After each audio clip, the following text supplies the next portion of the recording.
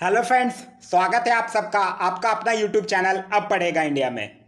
आज हम लेकर आए हैं आपके लिए बिहार एसआई यानी बिहार दरोगा मेंस के मुख्य परीक्षा का मॉडल टेस्ट पेपर। अभी तक जो हमारे चैनल पे मॉडल टेस्ट पेपर चलाया जा रहा था वो हमारा कलेक्शन ऑफ क्वेश्चंस था, लेकिन बहुत सारे लोगों का, बहुत सारे स्टूडेंट्स का डिमांड आया कि सर प्लेटफॉर्म के वॉल्यूम 2 का प्रैक्टिस सेट करवाइए। तो आज मैं आप लोगों के लिए प्लेटफॉर्म का वॉल्यूम 2 का प्रैक्टिस सेट लेकर आया हूं। इसमें मैं आज जो बुक का टेस्ट सीरीज 1 है वो मैं आज आप लोगों के साथ डिस्कस करूंगा। तो आज आप लोग ये टेस्ट सीरीज देखिए और आप लोग कमेंट करके बताइएगा कि आपका कितना मार्क्स आप स्कोर कर रहे हैं, क्योंकि अब आप लोगों को पूरी जी जान लगा देनी होगी, क्योंकि आपका जो एग्जाम डेट है वो आ गया है और 23 अगस्त को आपकी मुख्य परीक्षा होने वाली है। तो आइए शुरू करते हैं। शुरू करने से पहले अगर अभी तक आप हमारे चैनल पर नए जुड़े हैं या अभी तक चैनल को सब्सक्राइब नहीं किया है तो चैनल को सब्सक्राइब कर दीजिए और साथ ही साथ बेल आइकन दबा दीजिए ताकि हमारे सारे वीडियो के नोटिफिकेशन आपको मिल जाए। तो आइए शुरू करते हैं। देखिए, पहला क्वेश्चन जो है वो है, कह रहा है कि मिलान करने के लिए कह रहा है। ठीक है, सिंधु घाटी का कुछ सभ्यता स्थल दिया हुआ है और उसको नदियों के साथ उसकी जो स्थिति है उसको मिलाने के लिए कह रहा है। तो देखिए, अगर हम बात मोहनजोदड़ो की करते हैं तो यह सिंधु नदी के किनारे स्थित है। अगर हम बात कालीबंगम की करते हैं तो ये घग्गर नदी के किनारे स्थित है। और अगर बात हम लोथल की करते हैं तो लोथल जो है वो भोगवान नदी के किनारे स्थित है। तो इसका जो सही आंसर होगा वो हो जाएगा ऑप्शन नंबर ए। ठीक है, अगर हम बात साथ ही साथ यहाँ पे और याद रखिए कि मोहनजोदड़ो की अगर बात करते हैं तो वो उसका खनन हुआ था 1922 में। कब हुआ था? 1922 में। ठीक है, और इसके खननकर्ता कौन थे? राखल दास बनर्जी। ठीक है, अगर हम बात कालीबंगम की करते हैं तो इसका खनन हुआ था 1953 में और इसके खननकर्ता थे बीबी लाल। अगर हम बात लोथल की करते हैं जो कि गुजरात में स्थित है तो यह हुआ था इसका 1955 में और ये किनके द्वारा किया गया था? रंगनाथ राव के द्वारा किया गया था। क्लियर है? चलिए अब बढ़ते हैं अपने अगले क्वेश्चन की तरफ। अगला क्वेश्चन है हमारा, जब जैन दर्शन के अनुसार संसार कई वास्तविक एवं सत्य चक्रों में बटा है, जिसके प्रत्येक चक्र में कौन हमेशा निवास नहीं करते हैं। तो देखिए, अगर जैन दर्शन के चक्र की बात करते हैं तो जैन धर्म के अनुसार संसार कई वास्तविक एवं सत्य चक्रों में बटा है, जिसमें 24 तीर्थंकर निवास करते हैं, 12 चक्रवर्ती शासक भी निवास करते हैं और 63 साल का पुरुष भी निवास करते हैं। तो इसका जो सही आंसर हो जाएगा वो हो जाएगा इनमें से कोई नहीं, यानी ऑप्शन नंबर डी। ठीक है, अगर हम बात जैन धर्म की कर लेते हैं तो जैन धर्म से याद रखिएगा कि इसमें 24 तीर्थंकर हुए थे, जिसमें कि पहले जो तीर्थंकर थे उनका नाम था ऋषभ देव। 23वें तीर्थंकर के नाम आपको याद रखने हैं, उनका नाम था पार्श्वनाथ। 24वें जो तीर्थंकर हुए वही महावीर स्वामी थे। ठीक है, जैन धर्म से एक और चीज याद रखिएगा कि जैन धर्म की 2 जैन संगतियां भी हुई थी। पहला जो हुआ था वो पाटलिपुत्र में हुआ था और दूसरा जो हुआ था वो बल्लभी गुजरात में हुआ था। बल्लभी गुजरात में हुआ था। क्लियर है? चलिए अब बढ़ते हैं अपने अगले क्वेश्चन की तरफ। अगला क्वेश्चन है हमारा, मिलान करने के लिए यह भी कह रहा है अशोक की कुछ शिलालेख दिए हुए हैं और उससे संबंधित विषय दिए हुए हैं। ठीक है, तो देखिए, पहला शिलालेख जो अशोक का था वो क्या बताता था कि पशु बलि की निंदा के बारे में वो बताता था। दूसरा शिलालेख की बात करते हैं तो दूसरे शिलालेख में मनुष्यों तथा पशुओं की चिकित्सा के बारे में कहा गया था, तो ये इससे मैच करेगा। 13वां शिलालेख की अगर बात करते हैं तो ये बहुत ज़्यादा इंपॉर्टेंट है और बहुत बार एग्जाम में पूछा गया है। 13वां शिलालेख में कलिंग युद्ध का वर्णन किया गया है। अगर हम 9वें शिलालेख की बात करते हैं तो 9वें शिलालेख में विभिन्न प्रकार की समारोह की निंदा की गई है, तो ये इसके साथ मैच करेगा। तो इसका जो करेक्ट आंसर हो जाएगा वो हो जाएगा ऑप्शन नंबर ए। ठीक है, देखिए साथ ही साथ कुछ और अभिलेख आपको याद करने होंगे, जैसे कि एक और याद रखिएगा 5वां अभिलेख जो भी बहुत ज्यादा इंपॉर्टेंट है। इसमें धर्म महामात्रों की नियुक्ति के बारे में बोला गया है, धर्म महामात्रों की नियुक्ति के बारे में। साथ ही साथ एक और याद रखिएगा अभिलेख 14वां अभिलेख, इसमें क्या कहा गया है? अशोक ने जनता को धार्मिक जीवन बिताने के लिए प्रेरित किया था। क्लियर है? चलिए अब बढ़ते हैं अपने अगले क्वेश्चन की तरफ। अगला क्वेश्चन है, इनमें से किसको तमिल साहित्य का बाइबल कहा गया है? तो देखिए, तमिल साहित्य का बाइबल किसको कहा गया है? त्रिककुरल को कहा गया है। ठीक है, और इसके रचयिता कौन है, मतलब इसके रचनाकार कौन है? इसके रचनाकार हैं त्रिबल्लुवर। ठीक है, ये इसके रचनाकार हैं। क्लियर है? ये जो है वो 3 भागों में विभक्त है। ये जो बुक है वो 3 भागों में विभक्त है। वो 3 भाग कौन कौन है? धर्म, अर्थ और काम। ठीक है, चलिए अब बढ़ते हैं अपने अगले क्वेश्चन की तरफ, जो कि हमारा क्वेश्चन नंबर 5। क्वेश्चन नंबर 5 है, हसन गंगू किस साम्राज्य के शासक थे? तो इसका जो सही आंसर होगा वो हो जाएगा ऑप्शन नंबर ए, बहमनी साम्राज्य के शासक थे हसन गंगू। ठीक है, देखिए आप जानते होंगे कि बहमनी साम्राज्य की स्थापना किसने की थी? बहमनी साम्राज्य की स्थापना की थी अलाउद्दीन बहमन शाह ने। ठीक है, किसने की थी? अलाउद्दीन बहमन शाह ने। और इसी अलाउद्दीन बहमन शाह को ही, ठीक है, अलाउद्दीन हसन गंगू या फिर हसन गंगू के नाम से जाना जाता है। ठीक है, तो इसका जो सही आंसर होगा वो हो जाएगा बहमनी। साथ ही साथ एक और चीज याद रखिएगा कि अलाउद्दीन बहमन शाह का पहला नाम क्या था? पहला नाम था जफर खां। ये भी एग्जाम में पूछा जा सकता है कि पहला नाम क्या था, तो उनका जफर खां नाम था। ठीक है, क्लियर है? और कोई दिक्कत? बहमनी वंश का एक और चीज याद रखिएगा बहमनी वंश से रिलेटेड, कि बहमनी वंश का अंतिम शासक कौन था? अंतिम शासक था कलीम मुल्ला। कलीम मुल्ला। क्लियर है? चलिए अब बढ़ते हैं अपने अगले क्वेश्चन की तरफ। अगला क्वेश्चन है, कॉमरेड कमरैया किस आंदोलन के नेता थे? तो इसका जो सही आंसर होगा वो है ऑप्शन नंबर सी, तेलंगाना कृषक आंदोलन के वो नेता थे। क्लियर है? ठीक है, अगर देखिए, अगर हम लोग कॉमरेड कमरैया की बात करते हैं तो एक तेलंगाना कृषक आंदोलन था जो कि कब स्टार्ट हुआ था? 1946 में, मतलब द्वितीय विश्व युद्ध के तुरंत बाद ये आंदोलन स्टार्ट हुआ था। ठीक है, और ये आंदोलन के में यही कॉमरेड कमरैया जो थे उनको मार दिया गया था, इनकी हत्या कर दी गई थी। और इसी के बाद ये जो तेलंगाना कृषक आंदोलन था ये उग्र रूप ले लिया था। क्लियर है? चलिए, और ये जो तेलंगाना कृषक आंदोलन है ये जो था वो निजाम के विरुद्ध था, निजाम सरकार के विरुद्ध एक कृषक आंदोलन था। क्लियर है? चलिए नेक्स्ट क्वेश्चन है हमारा, अखिल भारतीय हरिजन संघ की स्थापना किसने की थी? ठीक है, तो इसका जो सही आंसर होगा वो होगा ऑप्शन नंबर सी, यानी महात्मा गांधी के द्वारा किया गया था। ठीक है, देखिए ये महात्मा गांधी के द्वारा कब किया गया था? 1932 में। ठीक है, और क्यों किया गया था? हिंदू समाज से अस्पृश्यता को, मतलब छुआछूत को मिटाने के उद्देश्य से ये किया गया था महात्मा गांधी के द्वारा। ठीक है, इसका जब स्टार्टिंग में ये जब संघ का निर्माण किया गया था तो इसका नाम अखिल भारतीय हरिजन संघ नहीं था।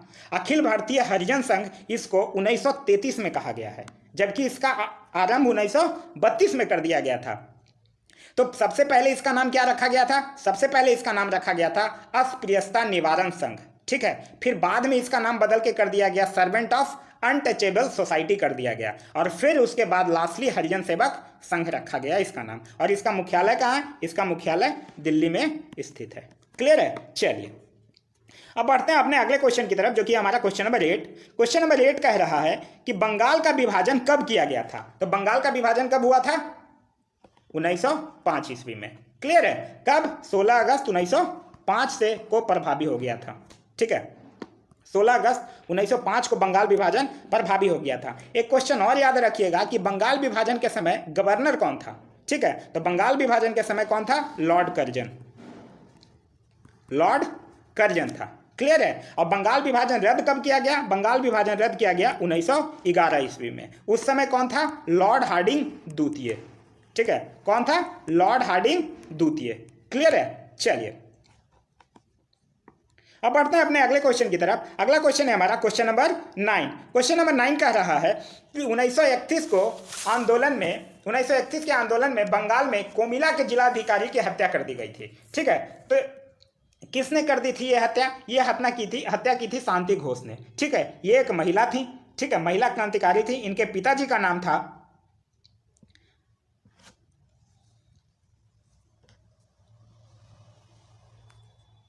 ठीक है, ये शांति घोष क्या थी? एक महिला थी जो ये मेनली ये की थी, ये सुनीता चौधरी के साथ मिलकर भगत सिंह को फांसी का बदला लेने के लिए ये बंगाल के जिलाधिकारी की हत्या कर दी थी। देखिए भगत सिंह को फांसी कब हुआ था? भगत सिंह को फांसी हुआ था 23 मार्च 1931 को। ठीक है, और ये इसी के विरोध में 14 दिसंबर 1931 को जिलाधिकारी की हत्या कर दी थी। ठीक है, मतलब ये भगत सिंह के हत्या से गुस्सा के 14 दिसंबर 1931 को जिलाधिकारी की हत्या कर दी थी। ठीक है, घोष से एक चीज और याद रखिएगा, शांति घोष ने अपनी एक आत्मकथा भी लिखी थी, उसका नाम है अरुण बहनी।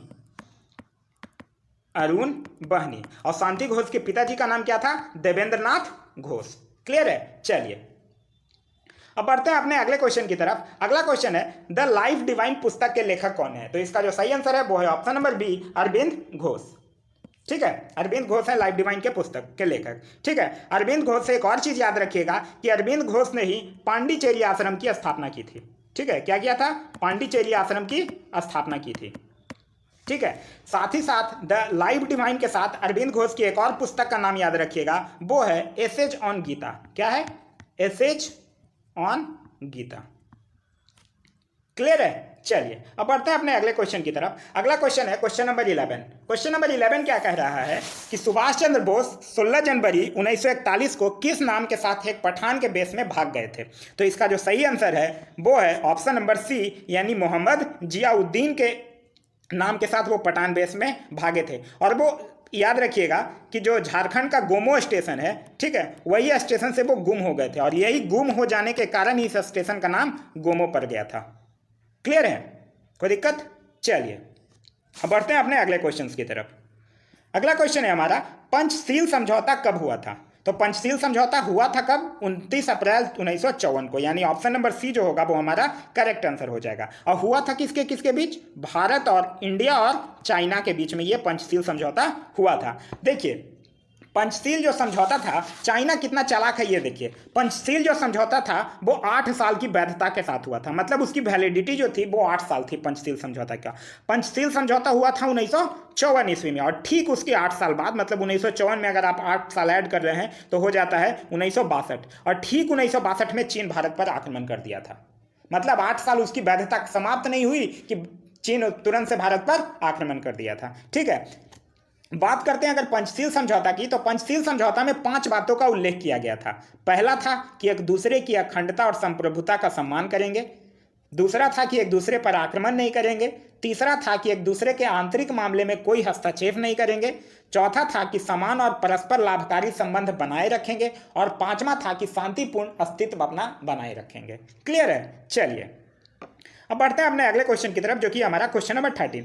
क्वेश्चन नंबर 13 कह रहा है कि गोपाल कृष्ण गोखले के गुरु कौन थे? तो गोपाल कृष्ण गोखले के गुरु का नाम क्या था? महादेव गोविंद रनाडे, यानी ऑप्शन नंबर ए जो होगा वो हमारा सही आंसर हो जाएगा। ठीक है, महादेव गोविंद रनाडे से याद रखिएगा कि इन्हें ही महाराष्ट्र का सुकरात कहा जाता है।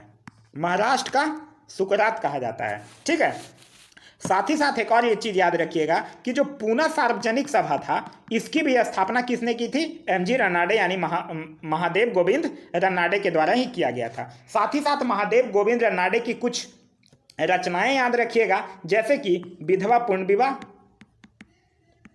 माल गुजारी कानून, राजा राम मोहन राय की जीवनी, ये सब किसके द्वारा लिखी गई है? महादेव गोविंद रनाडे के द्वारा लिखी गई है। एक और चीज याद रखिएगा महादेव गोविंद रनाडे से कि इन्होंने एक एंग्लो मराठी पत्र इंदु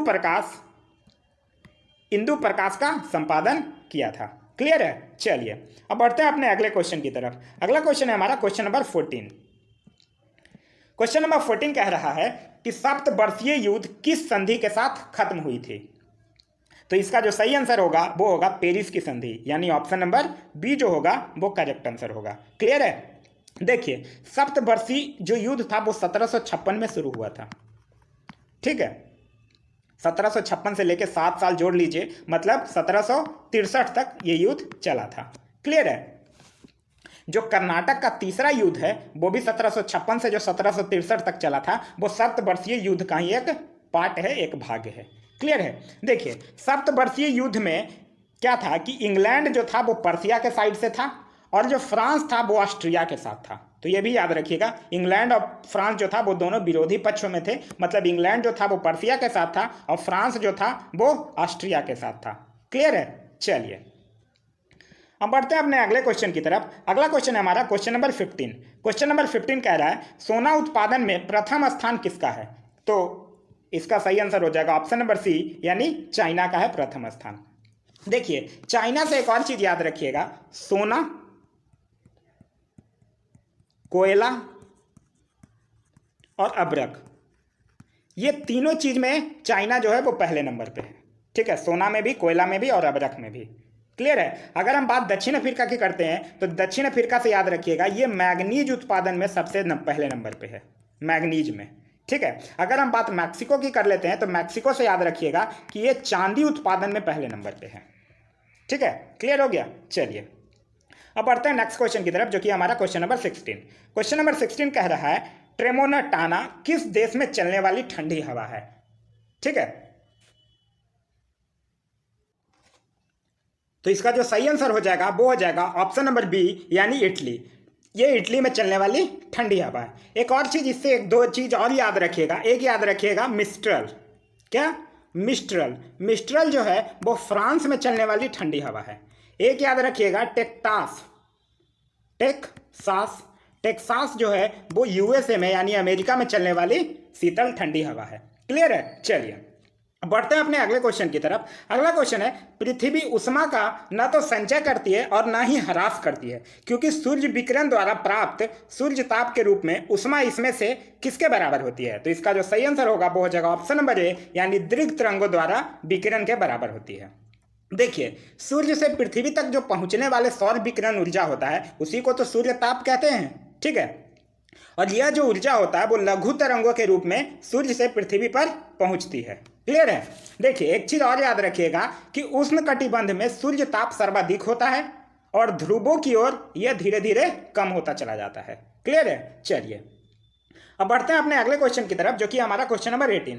क्वेश्चन नंबर 18 कह रहा है कि सौर मंडल के अंतर्गत ऐसा क्षेत्र जहां पृथ्वी के समान दशाओं वाले ग्रहों की संभावना क्या कहलाती है?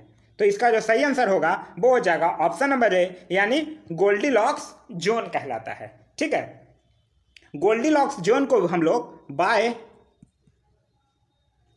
देखिए गोल्डीलॉक्स जोन जो होता है इसी को हम लोग बास योग जोन भी कहते हैं। बास योग जोन या बास योग क्षेत्र भी कहते हैं। क्लियर है? चलिए अब बढ़ते हैं अपने अगले क्वेश्चन की तरफ, जो कि हमारा क्वेश्चन नंबर 19। क्वेश्चन नंबर 19 कह रहा है पृथ्वी अपने अक्ष पर किस दिशा में चक्कर लगाती है? तो इसका जो सही आंसर होगा वो होगा पश्चिम से पूर्व दिशा में, यानी ऑप्शन नंबर बी। देखिए पृथ्वी की दो गतियां होती हैं, ये तो आपको पता ही होगा। एक कहलाती है घूर्णन और एक कहलाती है परिक्रमण। ठीक है, मतलब घूर्णन यानी रोटेशन और परिक्रमण यानी रिवोल्यूशन। ठीक है, तो जो पृथ्वी अपने अक्ष पर पश्चिम से पूरब की ओर घूमती रहती है जिसे पृथ्वी की दैनिक गति कहते हैं। ठीक है, और इसी दैनिक गति के कारण क्या होता है? दिन और रात होता है। और जो वार्षिक गति होता है, वार्षिक गति के कारण क्या होता है? मौसम परिवर्तन होता है। क्लियर है? चलिए नेक्स्ट क्वेश्चन है भारत में न्यूनतम साक्षरता दर किस राज्य का है? तो ये 2011 के जनगणना के अनुसार आपसे पूछ रहा है। तो 2011 के जनगणना के अनुसार न्यूनतम साक्षरता राज्य जो है वो बिहार है। ठीक है, और बिहार की साक्षरता दर कितनी है? बिहार की साक्षरता दर है 63.82%, जबकि पूरे भारत की साक्षरता दर कितनी है? 74.04%। ठीक है, जनसंख्या से एक क्वेश्चन ये बहुत ज़्यादा बार पूछा जा चुका है कि कौन सा एकमात्र ऐसा राज्य है जिसकी जनसंख्या में कमी आई है? तो उसका जो सही आंसर होगा वो है नागालैंड। नागालैंड ही एकमात्र ऐसा राज्य है जिसकी जनसंख्या में कमी आई है। चलिए अब बढ़ते हैं अगले क्वेश्चन की तरफ, जो कि हमारा क्वेश्चन नंबर 21। क्वेश्चन नंबर 21 कह रहा है मिलान करें। बहुउद्देशीय परियोजना और नदी के साथ मिलान करने कह रहा है। तो भीमा परियोजना किसके साथ मिलेगा? पवना नदी के साथ। भीमा परियोजना से लाभान्वित राज्य कौन कौन है? लाभान्वित राज्य है तेलंगाना और महाराष्ट्र। ठीक है, अगर हम गांधी सागर परियोजना की बात करते हैं तो गांधी सागर परियोजना किस पे है? चंबल नदी पर है, और ये कहाँ स्थित है? मध्य प्रदेश के मंदसौर जिले में स्थित है। क्लियर है? अगर हम बात टिहरी बांध परियोजना की करते हैं तो टिहरी बांध परियोजना भागीरथी नदी पर स्थित है और कहाँ है? उत्तराखंड में स्थित है। ठीक है, टिहरी बांध परियोजना से याद रखिएगा कि यह भारत का सबसे हाईएस्ट है और पूरे विश्व में 5वें नंबर पे है। ठीक है, क्लियर है? चलिए अब बढ़ते हैं अपने अगले क्वेश्चन की तरफ, जो कि हमारा क्वेश्चन नंबर 22। क्वेश्चन नंबर 22 कह रहा है इनमें से कौन सी जनजाति त्रिपुरा से संबंधित नहीं है? तो इसका जो सही आंसर होगा वो हो जाएगा ऑप्शन नंबर डी, मीना जनजाति। मीना जनजाति जो है वो मेनली राजस्थान में और एमपी में पाया जाता है। ठीक है, राजस्थान और मध्य प्रदेश के क्षेत्रों में मीना जनजाति पाई जाती है। मीना जनजाति त्रिपुरा में नहीं पाई जाती है। बाद बाकी हमार, भील और त्रिपुरी, ये तीनों जनजाति त्रिपुरा में पाई जाती है। क्लियर है? भारत की अगर बात कर लेते हैं तो भारत में कुल 461 जनजातियां हैं। ठीक है, नेक्स्ट क्वेश्चन है इंसेपिटिसोल्स क्या है? तो ये क्या है? एक मृदा का एक प्रकार है, मिट्टी का एक टाइप है। ठीक है, ये जनरली अमेरिका में जो मिट्टी का क्लासिफिकेशन हुआ है वो 12 पार्ट में है, तो उसी का एक टाइप है। ठीक है, अगर हम भारत की बात करते हैं तो भारत में जो ICAR है, मतलब भारतीय कृषि अनुसंधान परिषद है, उसके अनुसार भारत की मिट्टी को 8 वर्ग समूहों में बांटा गया है। ये भी क्वेश्चन बहुत बार एग्जाम में पूछा जाता है कि भारत की मिट्टी को कितने प्रकार में बांटा गया है, तो 8 प्रकार में बांटा गया है। क्लियर है? चलिए अगला क्वेश्चन है, नीलगिरी, छोटा नागपुर का पठार, मेघालय पठार कैसे चट्टानों से बनी हुई है? तो इसका जो सही आंसर है वो है ऑप्शन नंबर ए, यानी अपसादी चट्टानों से बनी हुई है। ठीक है, किस चट्टानों से बनी हुई है? अपसादी चट्टानों से बनी हुई है। क्लियर है? देखिए, अगर हम बात चट्टानों की कर लेते हैं तो उत्पत्ति के आधार पर 3 प्रकार का हम लोग माने गए हैं। पहला जिसको बोलते हैं इग्निशियस, सेकंड वन को बोलते हैं सेडिमेंट्री, और थर्ड वन को बोलते हैं मेटामॉर्फिक रॉक्स। ठीक है, तो ये तीनों टाइप्स के हम लोग रॉक्स पढ़ चुके हैं, जिसको हम लोग बोलते हैं अपसादी चट्टान, आग्नेय चट्टान और कार्यांतरित चट्टान। क्लियर है? चलिए, अपसादी चट्टानों की अगर बात करते हैं तो अपसादी चट्टान में जीव जंतुओं का जीवाश्म पाया जाता है। अब बढ़ते हैं अपने अगले क्वेश्चन की तरफ। अगला क्वेश्चन है, ब्रह्मपुत्र नदी का उद्गम स्थल है। तो ब्रह्मपुत्र नदी का उद्गम स्थल क्या है? कैलाश पर्वत श्रेणी में मानसरोवर झील के निकट स्थित चमयुंग डुम हिमानी, ये ब्रह्मपुत्र नदी का उद्गम स्थान है। अगर हम ब्रह्मपुत्र नदी की बात करें तो ब्रह्मपुत्र नदी तिब्बत, भारत और बांग्लादेश से होकर बहती है। ठीक है, इसको बांग्लादेश में ब्रह्मपुत्र नदी को जमुना नदी कहा जाता है, ये भी याद रखिएगा। क्लियर है? साथ ही साथ अगर हम बात करते हैं मानसरोवर झील की, तो मानसरोवर झील से याद रखिएगा कि मानसरोवर झील के निकट से क्या निकलती है? सिंधु नदी निकलती है। अमरकंटक की अगर बात करते हैं तो अमरकंटक से याद रखिएगा नर्मदा नदी निकलती है, सोन नदी निकलती है। महाबलेश्वर से की अगर बात करते हैं तो महाबलेश्वर से याद रखिएगा कि कृष्णा नदी निकलती है। क्लियर है? चलिए अब बढ़ते हैं अपने अगले क्वेश्चन की तरफ, जो कि हमारा क्वेश्चन नंबर 26। इनमें से किस महादेश का क्षेत्रफल सबसे अधिक है? तो सबसे अधिक किसका है? एशिया का क्षेत्रफल जो है वो सबसे अधिक है। ठीक है, विश्व का सर्वाधिक क्षेत्रफल एशिया महाद्वीप में है। ठीक है, तथा विश्व का सर्वाधिक जनसंख्या भी, मतलब विश्व के जनसंख्या का लगभग 60% भाग एशिया महादेश में है। ठीक है, और अगर सबसे छोटे महादेश की बात करते हैं, सबसे कम क्षेत्रफल किसका है? तो सबसे कम क्षेत्रफल है ऑस्ट्रेलिया का। क्लियर है? चलिए अब बढ़ते हैं अपने अगले क्वेश्चन की तरफ, जो कि हमारा क्वेश्चन नंबर 27। क्वेश्चन नंबर 27 आपको मिलान करने के लिए कह रहा है। इसमें देखिए, प्रारूप समिति है, कार्य संचालन समिति है और प्रांतीय समिति है। तो प्रारूप समिति तो आप लोग सबको पता होगा, डॉक्टर भीमराव अंबेडकर। कार्य संचालन समिति है KM मुंशी। ठीक है, और प्रांतीय समिति के प्रमुख थे जवाहरलाल नेहरू। ठीक है, साथ ही साथ एक और 2 चीज और याद रखिएगा। एक याद रखिएगा संचालन समिति। संचालन समिति के कौन थे? डॉक्टर राजेंद्र प्रसाद। साथ ही साथ एक और याद रखिएगा, प्रांतीय संविधान समिति। प्रांतीय संविधान समिति के कौन थे? सरदार वल्लभ भाई पटेल। क्लियर है? चलिए नेक्स्ट क्वेश्चन है हमारा, उत्तराखंड का राज्य बनने का क्रम कौन सा है? तो उत्तराखंड कौन सा राज्य बना था? 27वां राज्य बना था। और कब बना था? 9 नवंबर 2000 को ये उत्तर प्रदेश से अलग होकर बना था। ठीक है, इसके याद रखिएगा कि 2000 से लेकर 2006 तक इसको उत्तरांचल नाम से जाना जाता था, फिर उसके बाद इसको उत्तराखंड बोला गया था। ठीक है, एक चीज और याद रखिएगा उत्तराखंड के बारे में कि उत्तराखंड भारत का एकमात्र ऐसा राज्य है जिसकी आधिकारिक भाषा क्या है? संस्कृत है। क्लियर है? चलिए नेक्स्ट क्वेश्चन है, इनमें से कौन नागरिकता से संबंधित अनुच्छेद नहीं है? तो इसका जो सही आंसर होगा वो हो जाएगा ऑप्शन नंबर डी, यानी अनुच्छेद 12। अगर हम नागरिकता की बात कर लेते हैं तो नागरिकता किस में है? भाग 2 में है। ठीक है, और कौन से? अनुच्छेद 5 से लेकर अनुच्छेद 11 में है। और जैसे ही आप 12 अनुच्छेद पे आते हैं तो अनुच्छेद 12 से 35 क्या है? मौलिक अधिकार है, जो कि कहां से लिया गया है? USA से लिया गया है। तो इसका जो सही आंसर हो जाएगा वो हो जाएगा ऑप्शन नंबर डी, यानी अनुच्छेद 12।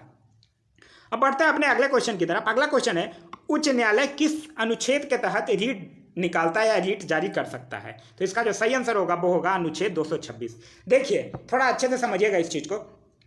बहुत बार एग्जाम में पूछा गया कि रीट जारी करने का अधिकार किसके पास है? तो रीट जो होगा वो उच्च न्यायालय भी जारी कर सकता है और उच्चतम न्यायालय भी जारी कर सकता है। लेकिन याद रखिएगा कि जो उच्च न्यायालय होगा वो आर्टिकल 226 के अनुच्छेद 226 के तहत जारी करेगा। लेकिन अगर उच्चतम न्यायालय की बात करते हैं तो उच्चतम न्यायालय अनुच्छेद 32 के तहत रीट जारी करेगा। क्लियर है? 5 प्रकार के रीट होते हैं, जिसमें पहला होता है बंदी प्रतिचिक्रण, दूसरा है परमादेश, तीसरा है प्रतिषेध, चौथा है उत्प्रेषण और 5वां है अधिकार परीक्षा। क्लियर है? चलिए, ये 5 तरह के रीट जारी करता है। उच्चतम न्यायालय, उच्च न्यायालय दोनों जारी कर सकता है। उच्चतम न्यायालय जो होगा वो 32 अनुच्छेद के तहत और उच्च न्यायालय जो होगा वो 226 अनुच्छेद के तहत जारी करेगा। अब बढ़ते हैं अपने अगले क्वेश्चन की तरफ, जो कि हमारा क्वेश्चन नंबर 31 कह रहा है कि अनुच्छेद 63(3) के तहत उपराष्ट्रपति के लिए निम्न में से कौन सी योग्यता जरूरी नहीं है। तो अगर उपराष्ट्रपति की योग्यता की बात करते हैं तो वह भारत का नागरिक होना चाहिए, बिल्कुल होना चाहिए। वह 35 वर्ष की आयु पूरा कर चुका हो, बिल्कुल सही है, 35 वर्ष की आयु चाहिए उपराष्ट्रपति बनने के लिए। तीसरा है वह लोकसभा का सदस्य बनने की योग्यता रखता हो, यही गलत है। उपराष्ट्रपति के लिए राज्यसभा का सदस्य निर्वाचित होने के योग्य होना चाहिए। क्लियर है? और ये चौथा सही है, तो जो ऑप्शन नंबर होगा वो सी जो होगा वो हमारा सही आंसर होगा। उपराष्ट्रपति की बात से याद रखिएगा, उपराष्ट्रपति है अनुच्छेद 63 में और इसे लिया गया है अमेरिका के संविधान से, यह पद लिया गया है। क्लियर है? चलिए, अगला क्वेश्चन है धन विधेयक से संबंधित कौन सा कथन असत्य है। तो यह अनुच्छेद 110 के तहत परिभाषित होता है, बिल्कुल सही है। यह भारत के संचित निधि से धन निकालने से संबंधित है, बिल्कुल सही है। यह अनुच्छेद 112 से संबंधित है, यही गलत है। देखिए, यह अनुच्छेद 110 से संबंधित है तो 112 से कैसे होगा? अगर अनुच्छेद 112 से क्या है? बजट है, ठीक है, जबकि बजट शब्द का कोई जिक्र नहीं है हमारे संविधान में। उसका क्या है? एनुअल फाइनेंशियल स्टेटमेंट को ही हम लोग बजट बोलते हैं। क्लियर है? चलिए, अगला क्वेश्चन है संघ सूची में वर्तमान समय में कितने विषय हैं। तो संघ सूची में वर्तमान समय में अगर हम विषय की बात करते हैं तो 97 विषय हैं, यानी ऑप्शन नंबर ए जो होगा वो हमारा सही आंसर होगा। क्लियर है? देखिए, अगर हम संघ सूची की बात करते हैं तो भारत संविधान की 7वीं अनुसूची में, ठीक है, कौन से 7वीं अनुसूची में 3 सूचियां हैं, ठीक है, संघ सूची, राज्य सूची और समवर्ती सूची। ठीक है, संघ सूची सिर्फ केंद्र उस पर कानून बना सकता है, राज्य सूची जी सिर्फ राज्य उस पर कानून बना सकता है, और समवर्ती सूची मतलब केंद्र और राज्य सरकार दोनों मिलकर कानून बना सकते हैं। ठीक है, अब बात करते हैं संघ सूची में। तो मूल संविधान में संघ सूची में 100 विषय था, लेकिन अभी है 97। राज्य सूची की अगर हम बात करते हैं तो राज्य सूची में मूल संविधान में था 66, अभी है 61। समवर्ती सूची की अगर बात करते हैं तो समवर्ती सूची में मूल संविधान में था 47 और अभी है 52। क्लियर है? चलिए, अब बढ़ते हैं अपने अगले क्वेश्चन की तरफ, जो कि हमारा क्वेश्चन नंबर 34।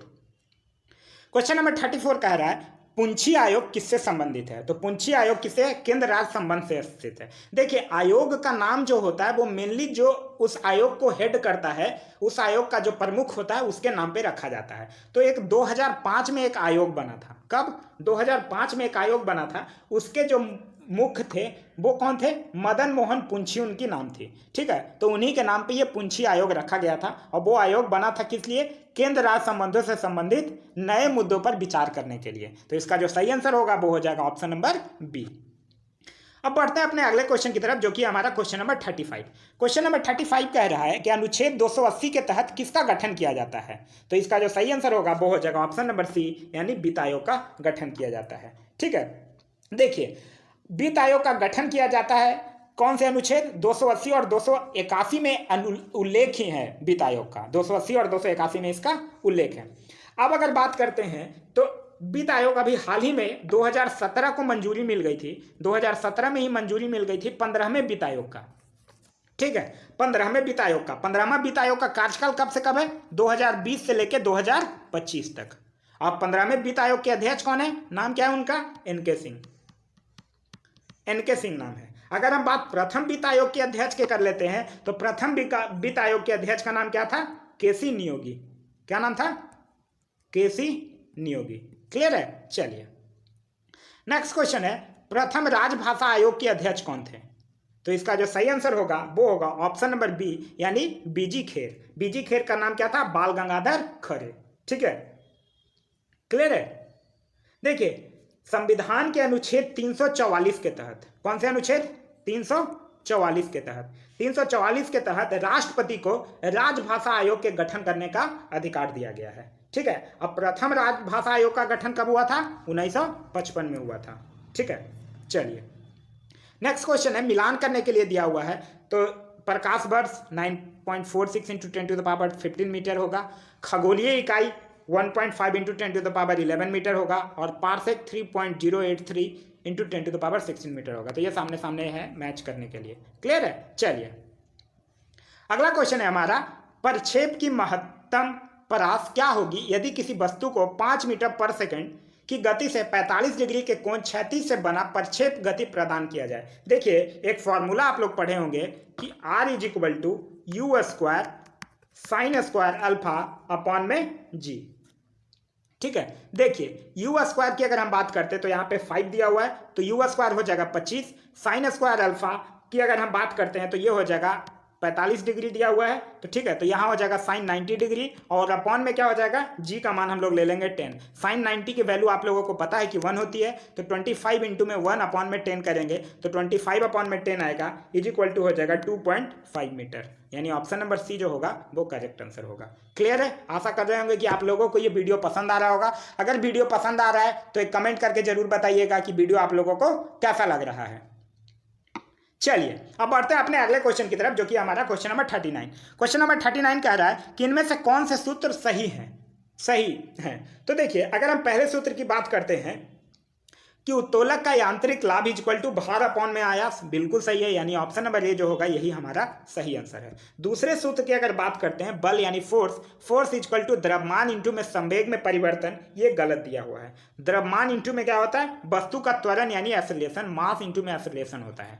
ठीक है, आवेग की अगर हम बात करते हैं मतलब इंपल्स की बात करते हैं तो इंपल्स क्या होता है, बल इंटू में समय होता है। ठीक है, बल प्रति सेकंड नहीं होता है।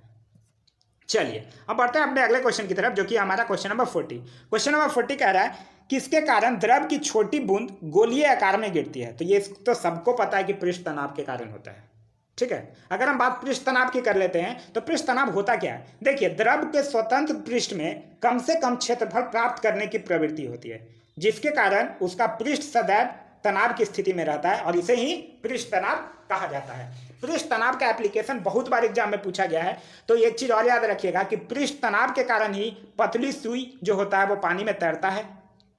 पृष्ठ तनाव के कारण ही जो हम लोग शेविंग करते हैं, शेविंग ब्रश को जल से निकालने पर उसके बाल जो होते हैं वो आपस में चिपके हुए रहते हैं, तो ये भी याद रखिएगा आप। अब बढ़ते हैं अपने अगले क्वेश्चन की तरफ जो कि हमारा क्वेश्चन नंबर 41। क्वेश्चन नंबर 41 कह रहा है किसी वस्तु के ताप बढ़ाने पर उससे उत्सर्जित अधिकतम ऊर्जा के संगत तरंग दैर्घ्य घटती जाती है, ऐसा किस नियम के कारण होता है। तो इसका जो सही आंसर होगा वो हो जाएगा ऑप्शन नंबर बी, यानी बीन का विस्थापन नियम के द्वारा होता है। देखिए बीन का विस्थापन नियम यही तो कहता है कि किसी वस्तु के ताप बढ़ाने पर उससे उत्सर्जित अधिकतम ऊर्जा के संगत तरंग दैर्घ्य घटती जाती है। अगर हम लोग बात स्टीफन के नियम का कर लेते हैं तो स्टीफन का नियम कहता है कि किसी भी ब्लैक बॉडी की सतह पर के प्रति इकाई क्षेत्रफल तल से उत्सर्जित विकिरण ऊर्जा उस वस्तु के परम ताप के चौथे घात के समानुपाती होता है। अगर हम किर्चॉफ के विकिरण नियम की बात करते हैं तो किर्चॉफ का विकिरण नियम कहता है कि किसी निश्चित ताप पर किसी दी हुई तरंग दैर्घ्य के लिए सभी पिंडों की उत्सर्जन क्षमता तथा अवशोषण क्षमता का अनुपात एक ही होता है। क्लियर है? चलिए अब नेक्स्ट क्वेश्चन है पोलर कोवैलेंट बॉन्ड उपस्थित होता है, तो ये किसके किसके बीच, हाइड्रोजन और फ्लोरीन के बीच होता है। तो इसका जो सही आंसर होगा वो हो जाएगा option number A. Next question है हमारा क्वेश्चन नंबर 43। क्वेश्चन नंबर 43 कह रहा है इनमें से कौन कार्बनिक अम्ल है। तो कार्बनिक अम्ल कौन सा हो जाएगा, ऑप्शन नंबर ए ऑक्जेलिक अम्ल। ऑक्जेलिक अम्ल जो होता है वो कार्बनिक अम्ल होता है। अब क्यों कार्बनिक अम्ल ये होता है ये भी समझ लीजिए, क्योंकि जब हम लोग ऑक्जेलिक अम्ल को गर्म करते हैं तो यह फॉर्मिक अम्ल कार्बन डाइऑक्साइड और कार्बन मोनोऑक्साइड और पानी में टूट जाता है, इसीलिए यह क्या है, कार्बनिक अम्ल है। क्लियर है? और ये जो ऑक्जेलिक अम्ल है ये पोटेशियम और कैल्शियम लवण के रूप में पौधों में पाया जाता है। क्लियर है? चलिए अब बढ़ते हैं अपने अगले क्वेश्चन की तरफ जो कि हमारा क्वेश्चन नंबर 44। क्वेश्चन नंबर 44 कह रहा है कि शुष्क सेल का प्रयोग कहाँ होता है। तो शुष्क सेल का प्रयोग कहाँ होता है, ट्रांजिस्टर की बैटरी में होता है। तो इसका ए जो होगा वो सही आंसर होगा। साथ ही साथ याद रखिएगा कि शुष्क सेल का उपयोग रेडियो में भी होता है, टॉर्च में होता है, कैलकुलेटर में भी होता है। ठीक है, नेक्स्ट क्वेश्चन है क्वेश्चन नंबर 45। इनमें से किस ब्लॉक के तत्व को संक्रमण तत्व कहा जाता है। तो इसका जो सही आंसर होगा वो होगा ऑप्शन नंबर सी, यानी कि डी ब्लॉक तत्व को संक्रामण तत्व भी कहा जाता है। ठीक है, क्लियर है? चलिए अब बढ़ते हैं नेक्स्ट क्वेश्चन की तरफ जो कि हमारा क्वेश्चन नंबर 46। क्वेश्चन नंबर 46 कह रहा है इनमें से कौन सा जल का गुण नहीं है। तो यह रंगहीन एवं स्वादहीन द्रव है, ये बिल्कुल सही है। शुद्ध जल विद्युत का कुचालक है, ये भी बिल्कुल सही है। 4 डिग्री सेल्सियस पर जल का घनत्व अधिकतम तथा आयतन निम्नतम होता है, ये भी बिल्कुल सही है। और तो ऑप्शन जो डी होगा वो इसका सही आंसर हो जाएगा, इनमें से कोई नहीं। क्लियर है? चलिए नेक्स्ट क्वेश्चन है हमारा 47। इनमें से किसे हाइपो कहा जाता है?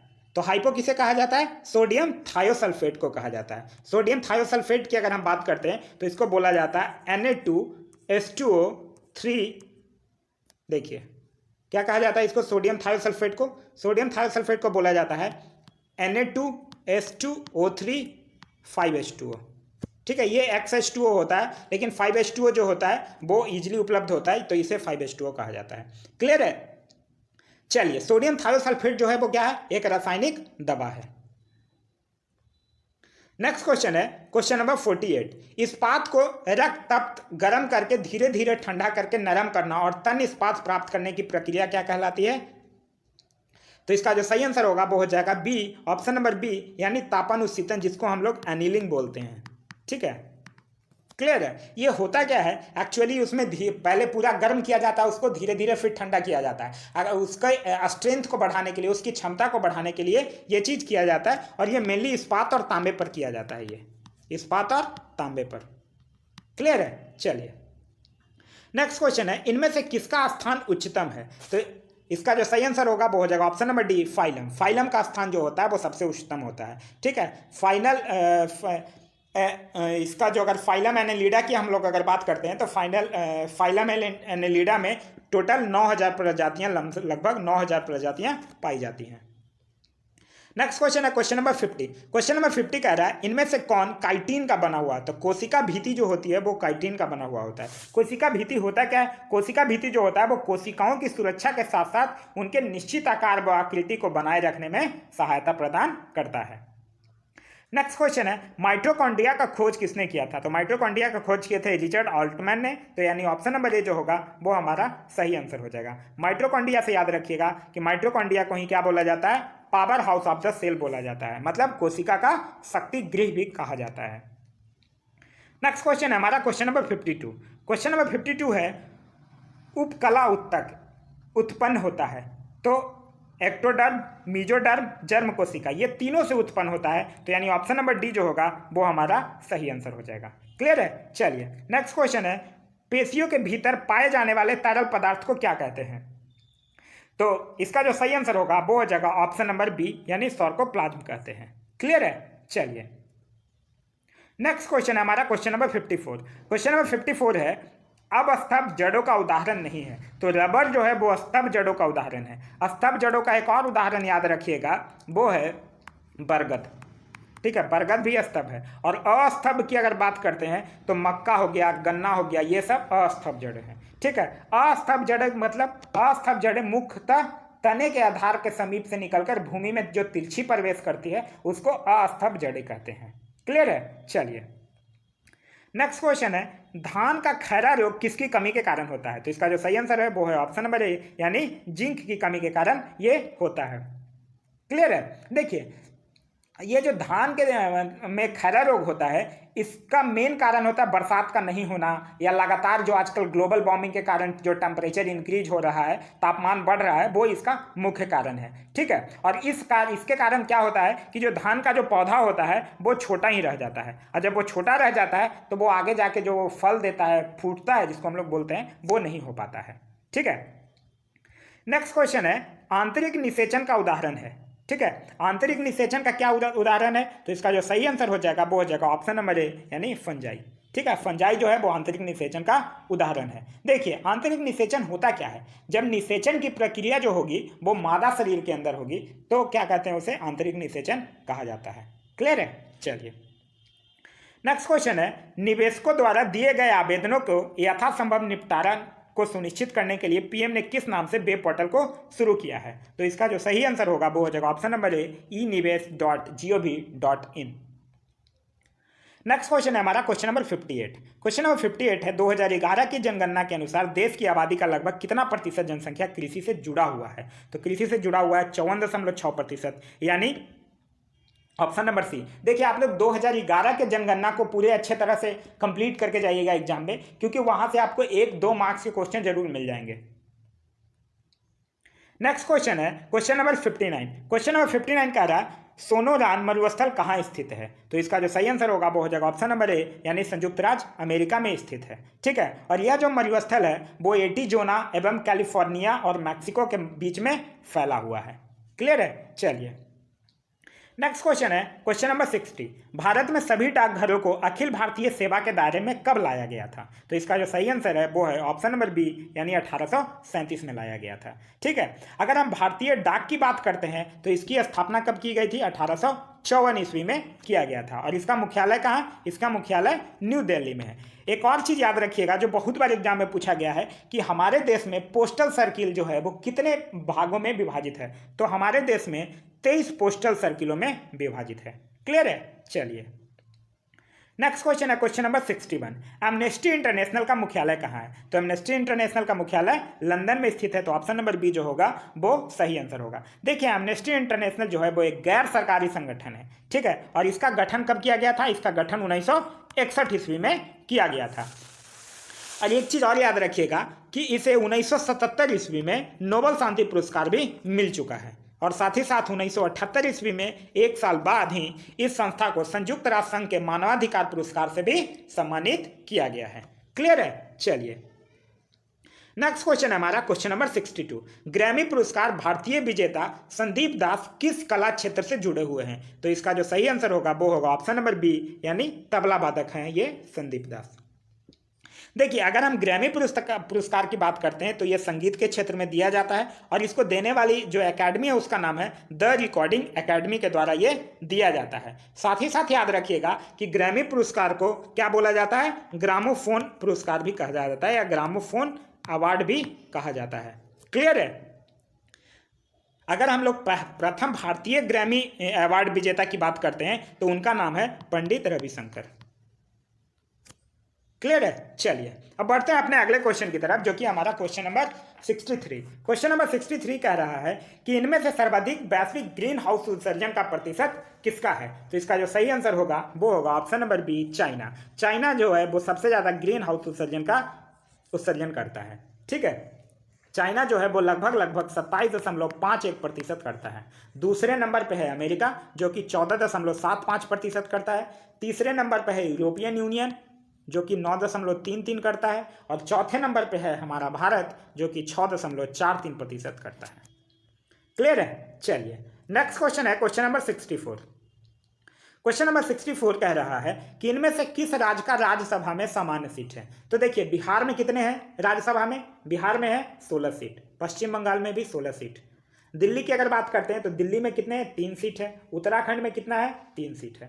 अगर हरियाणा की बात करते हैं तो हरियाणा में 5 सीट है, छत्तीसगढ़ में भी 5 सीट है। तो इसका जो सही आंसर होगा वो हो जाएगा उपयुक्त सभी। अगर हम बिहार की बात करते हैं तो बिहार से तीनों चीज़ याद रखिएगा। बिहार विधानसभा में 243 सीट है, लोकसभा में 40 सीट है, और राज्यसभा में 16 सीट है। क्लियर है? चलिए नेक्स्ट क्वेश्चन है हमारा क्वेश्चन नंबर 65। क्वेश्चन नंबर 65 कह रहा है कि दिल्ली राष्ट्रीय राजधानी क्षेत्र में कुल कितने जिले हैं? तो इसका जो सही आंसर है वो है ऑप्शन नंबर बी, यानी कि 9 जिले हैं। क्लियर है? दिल्ली को कब राजधानी बनाया गया था? 1911 ईस्वी में दिल्ली को राजधानी बनाया गया था। क्लियर है? इससे पहले भारत की राजधानी कलकत्ता थी। फिर 1956 ईस्वी में दिल्ली को संघ राज क्षेत्र बना दिया गया। फिर 1992 ईस्वी में दिल्ली को राष्ट्रीय राजधानी क्षेत्र बना दिया गया था। क्लियर है? नेक्स्ट क्वेश्चन है क्वेश्चन नंबर 66। विश्व महासागर दिवस कब मनाया जाता है? तो इसका जो सही आंसर होगा वो होगा ऑप्शन नंबर सी, यानी 8 जून को मनाया जाता है। क्लियर है? सबसे पहले कब मनाया गया था? ये 2001 में मनाया गया था। अगर हम बात 1 जून को कर लेते हैं तो 1 जून को क्या बनाया जाता है? 1 जून को मनाया जाता है वर्ल्ड मिल्क डे, विश्व दुग्ध दिवस। ठीक है, अगर हम 2 अप्रैल की बात करते हैं तो 2 अप्रैल को मनाया जाता है विश्व ऑटिज्म दिवस। 1 जनवरी को मनाया जाता है global family day, global family day. Clear हो गया होगा? चलिए नेक्स्ट क्वेश्चन है क्वेश्चन नंबर 67। भारत में सबसे लंबा राष्ट्रीय राजमार्ग कौन है? तो इसका जो सही आंसर है वो है ऑप्शन नंबर बी, यानी NH-44। और ये कितना है? 3806 किलोमीटर है। ये कहाँ से कहाँ तक है? श्रीनगर से लेके कन्याकुमारी तक है। सबसे छोटा एनएच की अगर बात करते हैं तो वो है NH47A, जो कि मात्र 5.9 किलोमीटर में फैला हुआ है। क्लियर है? चलिए अब बढ़ते हैं अपने अगले क्वेश्चन की तरफ, जो कि हमारा क्वेश्चन नंबर 68। क्वेश्चन नंबर 68 कह रहा है संयुक्त राष्ट्र से संबंधित खाद्य एवं कृषि संगठन का मुख्यालय कहाँ स्थित है। तो देखिए जितने भी खाने से रिलेटेड रहेगा, खाद्य कृषि, सबका जो मुख्यालय होगा वो रोम होगा, याद रखिएगा। ठीक है, और इसकी स्थापना कब हुई थी? इसकी स्थापना 16 अक्टूबर 1945 को किया गया था। ठीक है, और इसमें अभी तत्कालीन 194 मेंबर कंट्री हैं। ठीक है, और अभी इसके तत्कालीन महानिदेशक जो हैं वो हैं क्यू डोंग यू। क्लियर है? चलिए फिर नेक्स्ट क्वेश्चन है एशिया का सबसे बड़ा रिफाइनरी कौन से देश में स्थित है। तो इसका जो सही आंसर है वो है ऑप्शन नंबर ए, चीन। चीन में भारत दुनिया का सबसे बड़ा रिफाइनरी स्थित है। ठीक है, एशिया का। अगर विश्व का पूछेगा तो विश्व का सबसे बड़ा रिफाइनरी फिर हो जाएगा आंसर अमेरिका। ठीक है, एशिया का पूछेगा तो हो जाएगा चीन। पहले नंबर पे अगर विश्व में पूछेगा तो हो जाएगा अमेरिका, दूसरे नंबर पे हो जाएगा चाइना, तीसरे नंबर पे हो जाएगा रसिया, और चौथे नंबर पे हो जाएगा हमारा प्यारा भारत, इंडिया। क्लियर है? चलिए नेक्स्ट क्वेश्चन है हमारा क्वेश्चन नंबर 70। क्वेश्चन नंबर 70 कह रहा है कि इनमें से कौन एडीबी का संस्थापक देश नहीं है। तो इसका जो सही आंसर हो जाएगा वो हो जाएगा ऑप्शन नंबर डी, जापान जो है वो एडीबी का संस्थापक देश नहीं है। अगर हम लोग एडीपी नहीं है, एनडीपी है, तो एनडीबी की अगर हम बात करते हैं तो एनडीबी है क्या? न्यू डेवलपमेंट बैंक है। ठीक है, न्यू डेवलपमेंट बैंक है, और इसको बनाया कौन है? इसको बनाया ब्रिक्स देश मिलके। ठीक है, तो ब्रिक्स देश में कौन कौन है? बी से ब्राजील, आर से रसिया, आई से इंडिया, सी से चाइना, एस से साउथ अफ्रीका। ठीक है, तो जापान है नहीं, तो जापान इसका आंसर हो जाएगा। क्लियर है? चलिए नेक्स्ट क्वेश्चन की अगर हम बात करते हैं तो नेक्स्ट क्वेश्चन है हमारा SPMCIL का कार्य क्या नहीं है। तो सबसे पहले तो ये समझ लीजिए कि SPMCIL है क्या। तो SPMCIL है भारतीय प्रतिभूति मुद्रण तथा मुद्रा निर्माण निगम लिमिटेड, मतलब कि security printing and mining corporation of India limited. ठीक है, तो इसका काम क्या नहीं है? तो इसका जो सही आंसर हो जाएगा वो हो जाएगा ऑप्शन नंबर डी, आरबीआई को मुद्रा बैंक नोट सिक्के की आपूर्ति करना। हाँ बिल्कुल इसी का काम है। विभिन्न राज्य सरकारों को स्टाम्प पत्र को आपूर्ति करना इसी का काम है। विदेश मंत्रालय को पासपोर्ट का आपूर्ति करना इसी का काम है। लेकिन राष्ट्रीय पुरस्कारों की मेडल की पूर्ति करना इसका काम नहीं है, यानी ऑप्शन नंबर डी जो होगा वो हमारा सही आंसर होगा। नेक्स्ट क्वेश्चन की तरफ बढ़ते हैं। नेक्स्ट क्वेश्चन है देश में जीएसटी कब लागू हुआ। हमारे देश में जो जीएसटी है वो जुलाई 2017 में लागू किया गया था, 1 जुलाई 2017 को। जीएसटी का फुल फॉर्म है गुड्स एंड सर्विसेज टैक्स। अगर पूरे वर्ल्ड की बात करते हैं तो विश्व में सबसे प्रथम जीएसटी 1954 में फ्रांस में लगाया गया था। ठीक है, हमारे देश का जो जीएसटी है वो कनाडा मॉडल है, मतलब कनाडा के जीएसटी पे बेस्ड है। और जीएसटी जो है वो 101वां संविधान संशोधन के तहत भारत में लागू किया गया था। क्लियर है? और किसके सुझाव पर? विजय केलकर समिति के सुझाव पर भारत में जीएसटी लागू है। ठीक है, फिर नेक्स्ट क्वेश्चन है सीबीआईसी का कार्य क्या है। तो सीबीआईसी पहले है क्या? सीबीआईसी है the central board of indirect taxes and customs. ठीक है, इसको हम लोग बोलते हैं सीबीआईसी। तो इसका कार्य क्या नहीं है? तो इसका जो सही आंसर होगा वो हो जाएगा, क्या कार्य है? तो इसका कार्य केंद्रीय उत्पाद शुल्क सेवा कर लगाना और इसे संग्रह करना, यानी ऑप्शन नंबर बी इसका सही आंसर हो जाएगा। सीबीआईसी की अगर हम बात करते हैं तो इसका गठन 1 जनवरी 1964 को हुआ था, और अभी तत्कालीन इसके अध्यक्ष एम अजीत कुमार हैं। क्लियर है? चलिए अब बढ़ते हैं अपने अगले क्वेश्चन की तरफ, जो कि हमारा क्वेश्चन नंबर 74। क्वेश्चन नंबर 74 है भारतीय रिजर्व बैंक की स्थापना कब की गई थी। तो इसका जो सही आंसर है वो है ऑप्शन नंबर बी, यानी 1 अप्रैल 1935 को किया गया था। तो आरबीआई की स्थापना 1 अप्रैल 1935 को किया गया था। कौन से? आरबीआई एक्ट 1934 के तहत। ठीक है, और फिर इसका राष्ट्रीयकृतकरण कब कर दिया गया था, नेशनलाइजेशन कब कर दिया गया था? 1 जनवरी 1949 को। क्लियर है? एक चीज और याद रखिएगा कि आरबीआई का जो लोगो है वो कहां से लिया गया है? वो ईस्ट इंडिया कंपनी की डबल मोहर से लिया गया है। ये भी एग्जाम में क्वेश्चन बहुत बार पूछा जा चुका है। वर्तमान में आरबीआई के गवर्नर का नाम शक्तिकांत दास है, जो कि आरबीआई के 25वें गवर्नर है। क्लियर है? चलिए अब बढ़ते हैं अपने नेक्स्ट क्वेश्चन की तरफ, जो कि हमारा क्वेश्चन नंबर 75।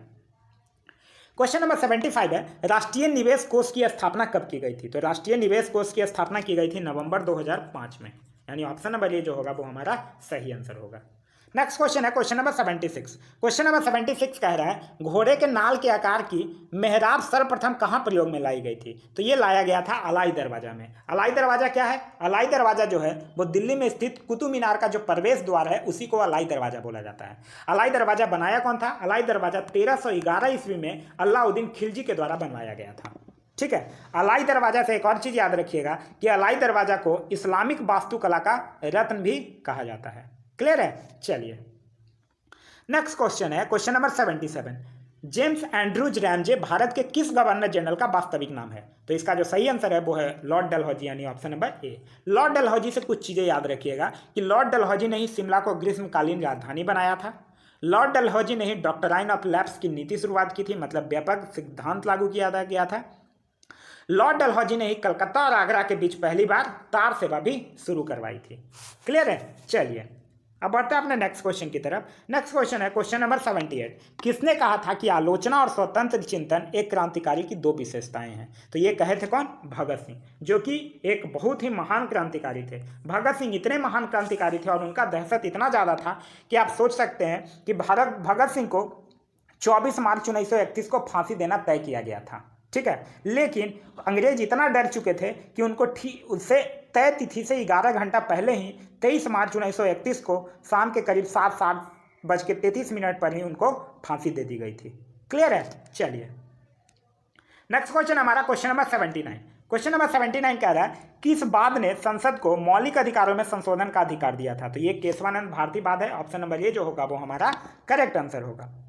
देखिए केशवानंद भारतीवाद की बात करते हैं तो ये वर्ष 1973 में केशवानंद भारतीवाद में सर्वोच्च न्यायालय ने 13 जजों, मतलब अब तक की सबसे बड़ी संविधान पीठ ने अपने फैसले में यह स्पष्ट कर दिया था कि भारत में संसद नहीं बल्कि संविधान सर्वोच्च है। ठीक है, और इसके बाद ही सर्वोच्च न्यायालय ने यह भी कहा था कि संसद को संविधान के किसी भी प्रावधान में संशोधन करने की शक्ति है, लेकिन ऐसा करते समय संविधान का मूल ढांचा नहीं बदलना चाहिए, सेम रहना चाहिए। क्लियर है? चलिए अब बढ़ते हैं अपने अगले क्वेश्चन की तरफ जो कि है क्वेश्चन नंबर 80। निम्नलिखित में से कौन प्रथम जनजातीय लोकसभा अध्यक्ष थे? तो इसका जो सही आंसर है वो है PM संगमा, यानी ऑप्शन नंबर डी जो होगा वो हमारा सही आंसर है। लोकसभा का प्रथम सत्र कब स्टार्ट हुआ था? 13 मई को स्टार्ट हुआ था, 13 मई 1952 को। ठीक है, और लोकसभा के प्रथम अध्यक्ष का नाम से आप लोग भली भांति वाकिफ होंगे, उनका नाम था GB मावलंकर। ठीक है, GB मावलंकर। क्लियर है? तो आशा करते हैं कि आप लोगों को ये वीडियो पसंद आया होगा। अगर आप लोगों को ये वीडियो पसंद आया है तो कमेंट करके जरूर बताइएगा कि आप लोगों को ये वीडियो कैसा लगा और एक लाइक जरूर कर दीजिएगा। ये था प्लेटफॉर्म बुक का वॉल्यूम 2 का टेस्ट नंबर 1। मैं आप लोगों के लिए अब ये डेली वॉल्यूम 2 पूरा कंप्लीट कर दूंगा आप लोगों के लिए, जिससे कि आप लोगों को आने वाले एग्जाम जो कि आप लोगों को 23 अगस्त को है उसमें आप लोगों को काफ़ी मदद मिलेगा। क्लियर है? चलिए, थैंक्स फॉर वॉचिंग।